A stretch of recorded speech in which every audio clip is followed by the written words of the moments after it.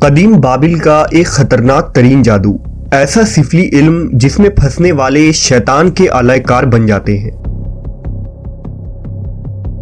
اس جادو کا تعلق فرعون سے کیسے جا ملتا ہے؟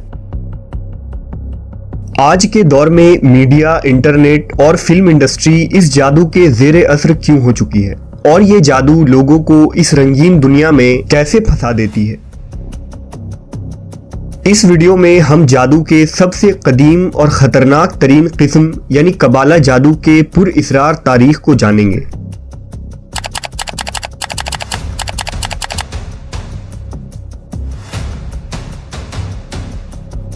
ہماری اس دنیا کے متوازی اور یکساں ایک اور دنیا بھی موجود ہے جہاں خیر اور شر کی جنگ مسلسل جاری ہے، لیکن ہماری آنکھیں اسے دیکھنے سے قاصر ہے۔ اس کی مثال اس طرح دی جا سکتی ہے جیسے مختلف قسم کے سگنلز ہر وقت ہمارے ارد گرد موجود تو ہوتے ہیں لیکن ہمیں دکھائی نہیں دیتے، مگر ٹیلی ویژن کے اندر وہ خاص ریسیور لگا ہوتا ہے جو ان سگنلز کو کیچ کر کے ویڈیو میں تبدیل کر دیتا ہے، اور پھر اسے ہم اپنی آنکھوں کے ذریعہ ویڈیو کی صورت میں دیکھ سکتے ہیں۔ اسی طرح اگر ہمارے اندر وہ صلاحیتیں پیدا ہو جائیں کہ ہم شیطان اور اس کے کارندوں سے رابطہ کر پائیں تو ہمیں وہ عجیب و غریب دنیا دکھ جائے گی۔ اسی غیبی دنیا میں جادو کے علم کا ایک جہاں آباد ہے جسے قبالہ جادو کہتے ہیں۔ قبالہ دراصل قدیم بابل کی ایک شیطانی علم ہے جو مخصوص اعداد و شمار اور علامات کے ذریعے کی جاتی ہے۔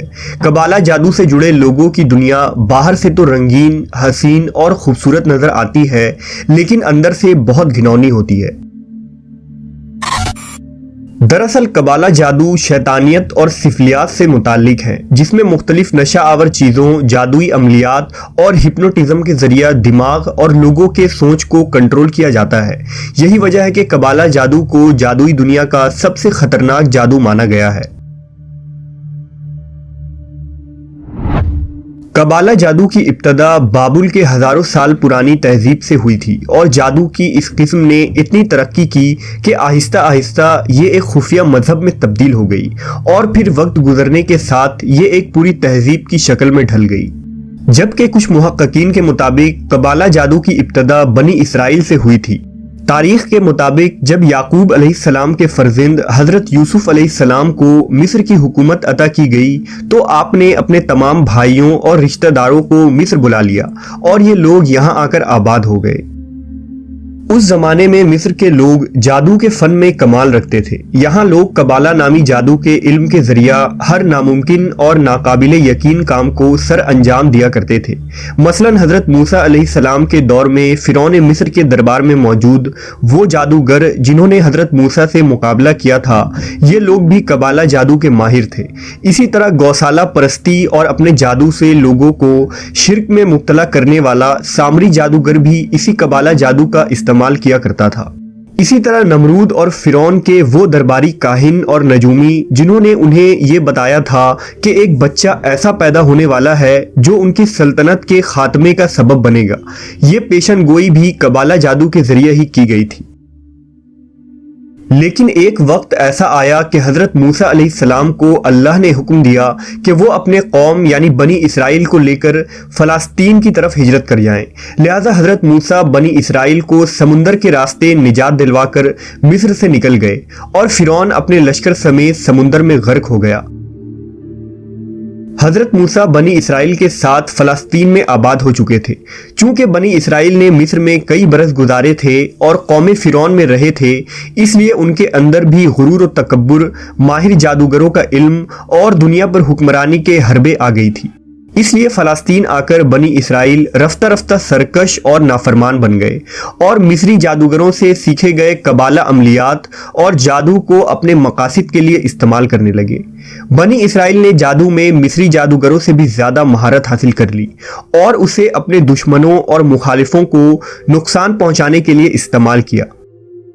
یہاں تک کہ حضرت سلیمان علیہ السلام کا دور آیا۔ اللہ نے آپ کو عظیم الشان سلطنت کے علاوہ جنات پر بھی حکومت عطا فرمائی تھی، لہٰذا جب حضرت سلیمان کی وفات ہوئی تو بنی اسرائیل کے قبالہ جادوگروں نے لوگوں کو ورگلانا اور بہکانا شروع کر دیا، اور انہیں بتایا کہ نعوذ باللہ سلیمان علیہ السلام کے پاس قبالہ جادو کا علم تھا جس کے ذریعہ وہ جنات کو اپنے قابو میں کر لیا کرتے تھے۔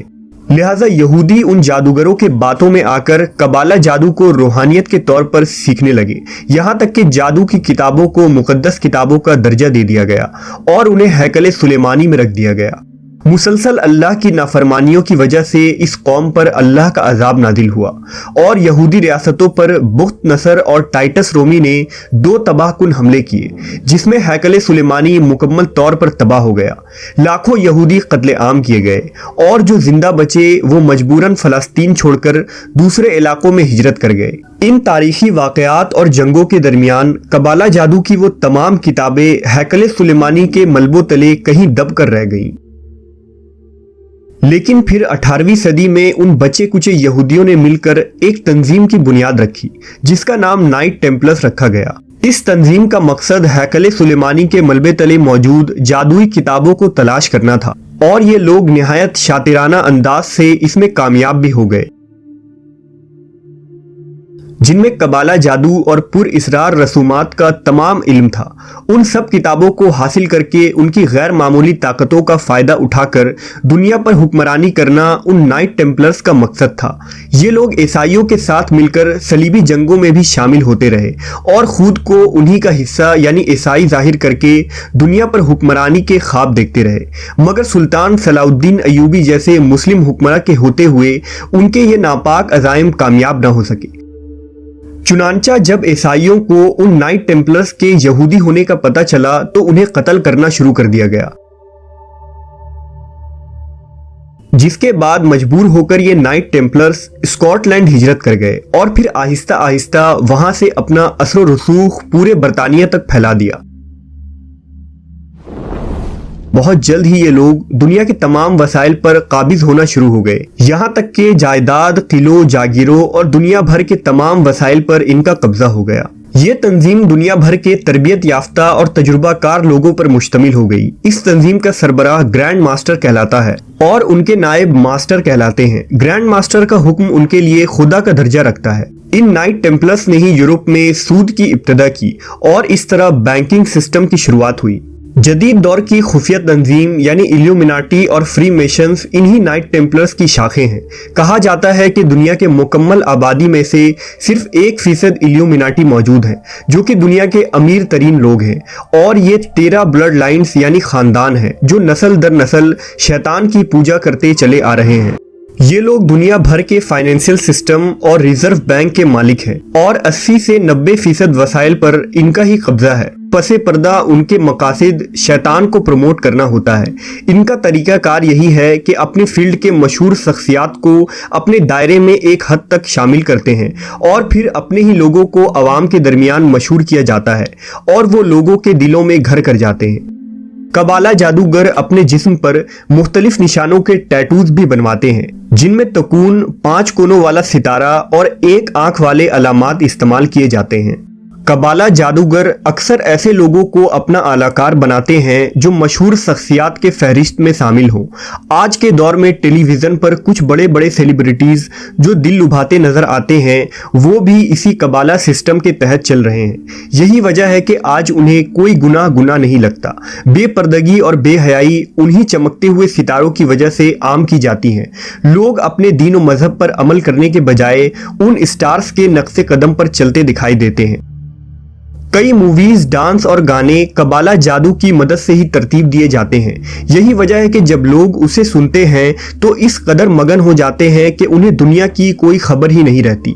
उन्हीं म्यूजिक के जरिए लोगों के जहन में कबाला के असरात सरायत की जाती है और लोग बड़ी आसानी से इस जादू के शिकार हो जाते हैं। उन गानों में बेहयाई, बेशर्मी, फहाशी, कुफ्र, शिर्क, यहाँ तक कि शैतान की पूजा तक की बातें होती हैं, जो लोग बगैर समझे और बगैर गौर किए उसे 24 घंटे सुनते हैं और उसके असर में गिरफ्तार हो जाते हैं। इसके अलावा सोशल मीडिया पर मौजूद पोस्ट, रील्स और बेशुमार मवाद ऐसे मौजूद हैं जिनका मकसद ही यूजर्स को खुदा से दूर और शैतान और उसके पैरोकार से मजीद करीब कर देना है।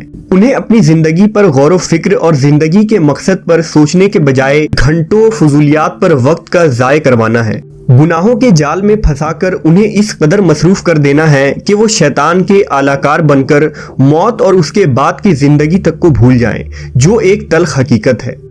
آج یہ قبالسٹ جو میڈیا پر بھی پوری طرح کنٹرول رکھتے ہیں، وہ دنیا میں رونما ہونے والے حالات کو ہمیں اس طرح دکھاتے ہیں جیسے شیطان کے یہ پیروکار ہمیں دکھانا چاہتے ہیں۔